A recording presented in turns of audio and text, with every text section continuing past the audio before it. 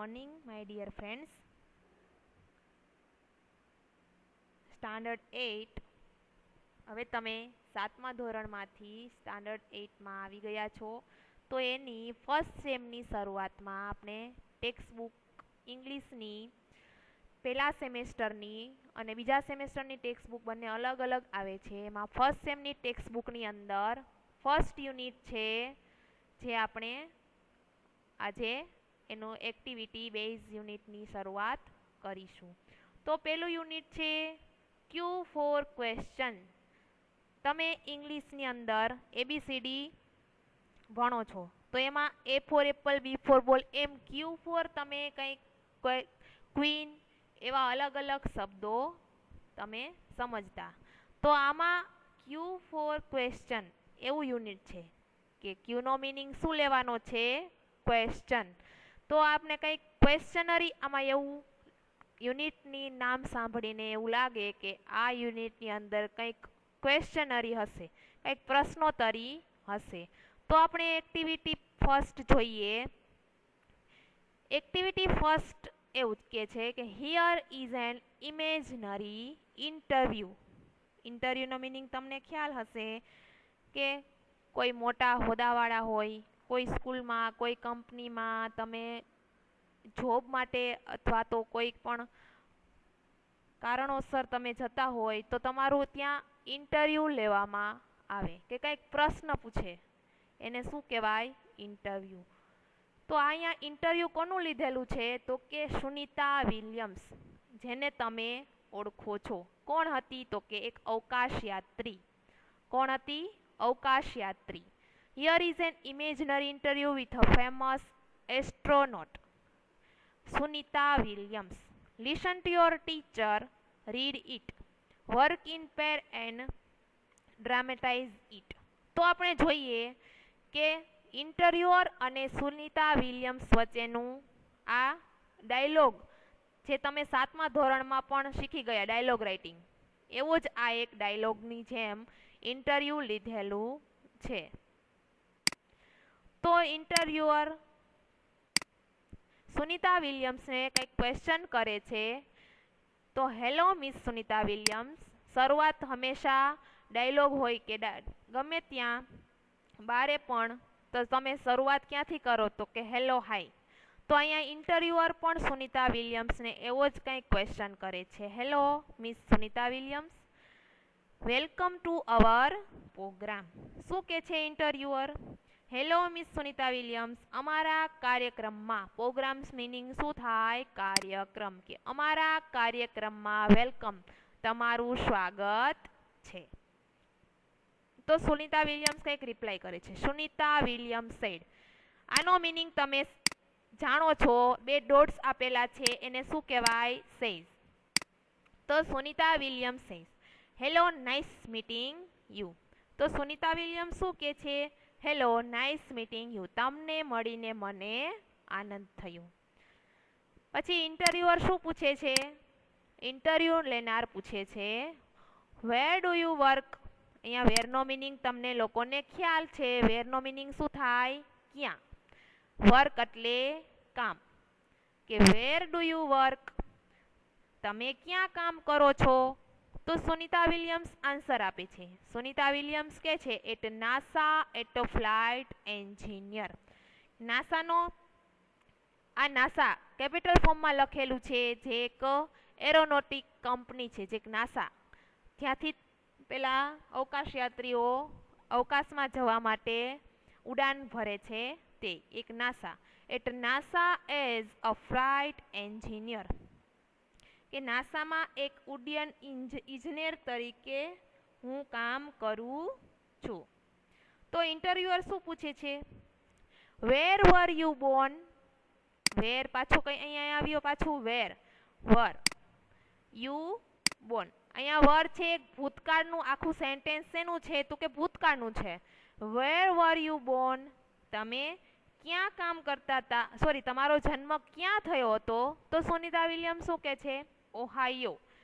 આ એક શબ્દ એનું સિટી, એની પ્લેસ હશે જ્યાં તેનો બોર્ન થયું હોય, જ્યાં તેનો જન્મ થયો હોય.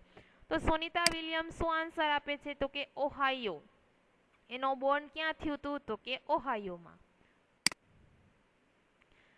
પછી ઇન્ટરવ્યુઅર ફરી ક્વેશ્ચન કરે છે, what is your date of birth? અહીંયા વોટનો મિનિંગ શું થાય? શું અથવા તો કઈ. તમારી જન્મ તારીખ શું છે?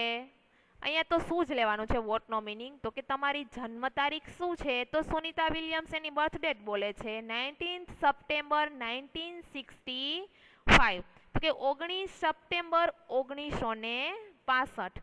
જે તમારે એમસીક્યુમાં એક્ઝામની અંદર આ પ્રશ્ન પૂછાઈ શકે કે સુનિતા વિલિયમ્સનો બર્થ ડેટ લખો. ડેટ ઓફ બર્થ સુનિતા વિલિયમ્સની લખો. એમસીક્યુમાં પૂછાય અથવા તો જીકેમાં પણ તમારે આ ક્વેશ્ચન આવે જ છે.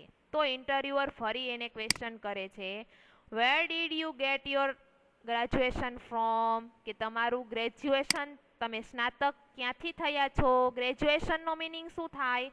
તો કે 12 પછીનું જે તમે કોલેજના 3 વર્ષ કરો છો એને શું કહેવાય? ગ્રેજ્યુએશન.